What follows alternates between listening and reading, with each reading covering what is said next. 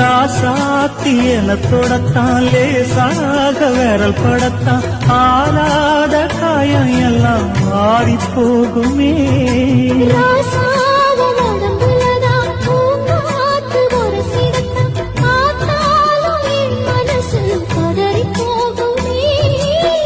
சாமியுண்டு காவலுக்கு அச்சப்பட தேவையில்லை.